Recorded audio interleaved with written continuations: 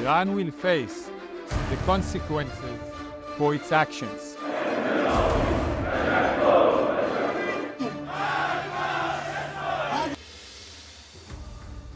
Iran ने Israel पर जो मिसाइल और ड्रोन्स दागे हैं उनमें से 99% को टारगेट तक पहुंचने से पहले ही तबाह कर दिया गया। ईरान का कहना है कि ये सिर्फ एक वार्निंग थी। सवाल ये है कि अगर बाकायदा जंग हो तो दोनों का क्या मुकाबला है, दोनों एक दूसरे को कितना नुकसान पहुंचा सकते हैं।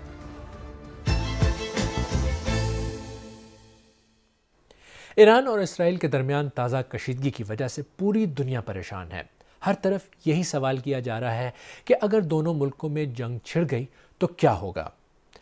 ईरान का कहना है कि इसराइल पर हमला दमिश्क में उसके सफारत खाने पर इसराइली हमले का जवाब है, लेकिन ये एक पुरानी दुश्मनी का नया चैप्टर है। हम दोनों मुल्कों की मिलिट्री ताकत का मवाजना करेंगे, लेकिन पहले ये देखते हैं कि इसराइल और ईरान का झगड़ा क्या है और ये दुश्मनी कितनी पुरानी है। इसराइल और ईरान की दुश्मनी में कशीदगी कभी कम तो कभी ज़्यादा हो जाती है, और इसका इन्हिसार इस बात पर होता है कि खत्ते में हालात कैसे हैं। ईरान के इस्लामी इनकलाब से पहले तक इसराइल से अच्छे ताल्लुकात थे, लेकिन बाद में ईरान ने इसराइल के वजूद को तस्लीम करने से इनकार कर दिया। ईरान इसराइल को छोटा शैतान और उसके सबसे बड़े इत्तेहादी अमेरिका को बड़ा शैतान कहता है और इसराइल को सफ़ाए हस्ती से मिटाने की बात करता है। ईरान के supreme leader Ayatollah Ali Khamenei Israel का मवाजना कैंसर वाले ट्यूमर से करते हैं, जिसको उनके बकौल एक दिन ख़त्म कर दिया जाएगा।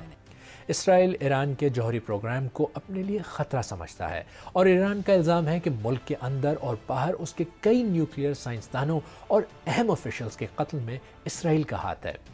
इसराइल ने कभी इन इल्ज़ामात की तरदीद नहीं की। ईरान कहता है कि उसका न्यूक्लियर प्रोग्राम सिर्फ तवानाई हासिल करने के लिए है।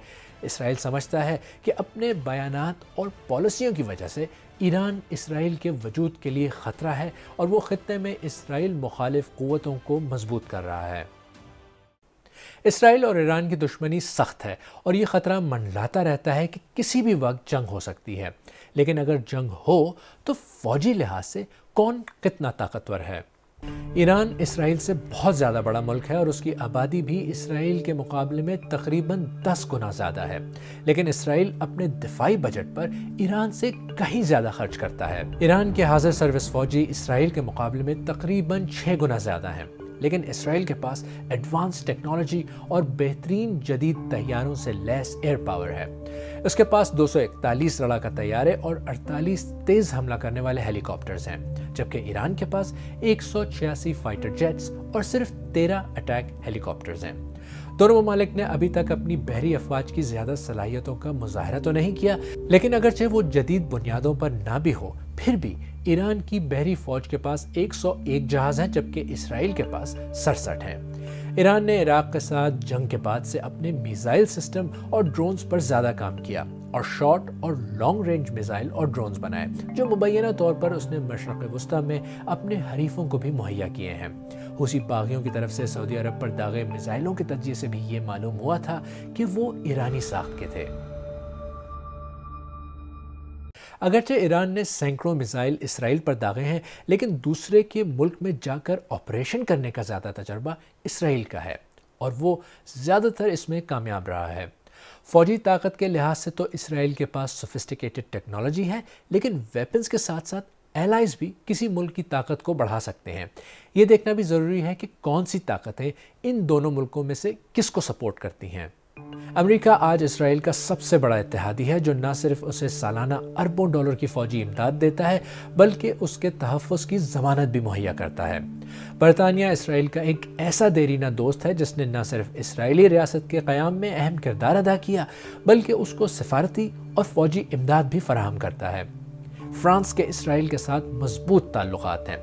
फ्रांस उन अवलीन ममालिक में से एक था जिसने 1949 में यहूदी रियासत को तस्लीम किया।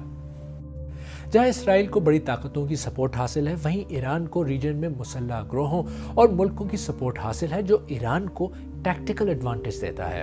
ईरान के इत्तेहादियों में रूस को बहुत अहमियत हासिल है। ईरान के पास मौजूद ज़्यादातर असलहा रूसी साख्ता है और यूक्रेन की जंग के बाद ईरान और रूस के माबैन फौजी ताउन बढ़ा है। ایران کے چین کے ساتھ اقتصادی اور اسٹریٹجک تعلقات ہیں۔ اس کی ایک مثال 2021 کا وہ معاہدہ ہے جس کے تحت چین ایران میں $400 ارب کی سرمایہ کاری کرے گا۔ شام ایران کا سب سے بڑا اتحادی ہے اور وہ اسرائیل اور ایران کا میدان جنگ بنا ہوا ہے۔ یمن کے وسیع علاقے پر قابض حوثی جنگجو بھی ایران کے اتحادی ہیں۔ اسرائیل پر ایران کے حملے میں حوثی باغیوں نے بھی اپنا حصہ ڈالا ہے اور کچھ میزائل داغے ہیں۔ لبنانی گروپ حزب اللہ ایران کا ایک اہم اتحادی ہے۔ بھاری ہتھیاروں سے لیس یہ گروپ لبنان کا ایک بااثر سیاسی پلیئر بھی ہے۔ عراق کا اسلامک ریزسٹنس گروپ بھی ایران کا ایک ایسا اتحادی ہے جس نے اسرائیل پر حملے میں ایران کا ساتھ دیا اور وہاں سے اسرائیل پر میزائل داغے۔ فلسطینی گروپ حماس بھی ایران کا اتحادی ہے جسے مبینہ طور پر ایران سے مدد ملتی ہے۔ اب جو ریجن میں الائنسز ہیں اور جو حالات ہیں اس سے جنگ کا خطرہ بڑھ جاتا ہے، لیکن جہاں تک ریجن میں بڑے عرب ممالک کا تعلق ہے تو وہ اکثر اسرائیل کے معاملے میں کوئی خاص عملی قدم نہیں اٹھاتے، لیکن اس کشیدگی میں وہ اسرائیل کو جنگ سے روکنے میں کردار ادا کرنے کی صلاحیت رکھتے ہیں۔ ابراہیم ایکارڈز کی وجہ سے اس وقت you a E, Saudi Arabia, Egypt, باقی جتنے ممالک ہیں ارد گرد، وہ بھی اس وقت اسرائیل پہ اتنا لیوریج رکھتے ہیں اور وہ لیوریج استعمال کر رہے ہیں کہ وہ اسرائیل اس کو کسی بھی طریقے سے ایک جنگ کی صورت میں نہ ڈیولپ ہونے دے۔ اگر آپ سوچ رہے ہوں کہ ابراہیم ایکارڈز کیا ہیں، تو یہ عرب ممالک اور اسرائیل کے درمیان امریکہ کی جانب سے کرائے گئے معاہدے ہیں جن سے ان ملکوں کے درمیان ڈپلومیٹک تعلقات قائم ہوئے، اور کیونکہ امریکہ یہاں ایک بڑا پلیئر ہے، اس نے پہلے ہی اسرائیل سے کہہ دیا ہے کہ وہ جنگ کی صورت میں اسرائیل سے تعاون نہیں کرے گا۔ ایران بھی کہہ چکا ہے کہ یہ صرف انٹرنیشنل لاء کے مطابق جوابی کارروائی تھی اور بس۔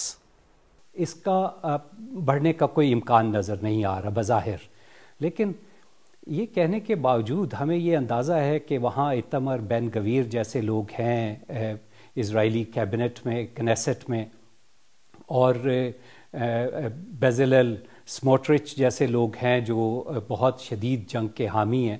اور اس کے علاوہ ہم نے یہ بھی دیکھا ہے کہ جب بھی نتن یاہو سیاسی طور پہ کمزور محسوس کرتا ہے تو وہ ایران کا کارڈ استعمال کرتا ہے۔ ہم نے بات اسرائیل اور ایران کی فوجی طاقت کے کمپیریزن سے شروع کی۔ اسرائیل نے نہ صرف ایران کے حملوں کا دفاع کر کے اپنی صلاحیت دکھائی، بلکہ جو ہم نے موازنہ کیا اس کے مطابق تعداد میں تو ایران کے پاس زیادہ اسلحہ اور فوج ہے، لیکن ٹیکنالوجی اور ماڈرن وارفیئر میں اسرائیل کہیں آگے ہے۔ یہاں یہ بھی ذہن میں رکھنا چاہیے کہ اسرائیل کی جدید فوجی صلاحیت میں بہت بڑا کردار امریکہ اور برطانیہ جیسی مغربی طاقتوں کی مدد کا ہے، جبکہ ایران کے پاس بڑی حد تک اس طرح کی سہولت نہیں ہے۔ لیکن ایران نے ریجن میں اپنی پراکسیز کے ذریعے کسی حد تک اپنے مؤثر ہونے کا مظاہرہ کیا ہے، لیکن قطع نظر اس کے کہ طاقت جس کے پاس بھی زیادہ ہو، سوال یہ ہے کہ کیا دنیا ایک اور جنگ کو برداشت کر سکتی ہے؟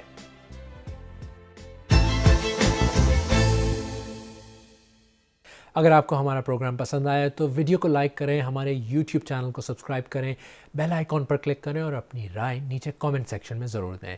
پروگرام کا لنک اپنے دوستوں کے ساتھ واٹس ایپ، فیس بک، ایکس وغیرہ پر بھی شیئر کریں، اور سیربین کی پرانی قسطیں دیکھنے کے لیے یہاں پر کلک کریں۔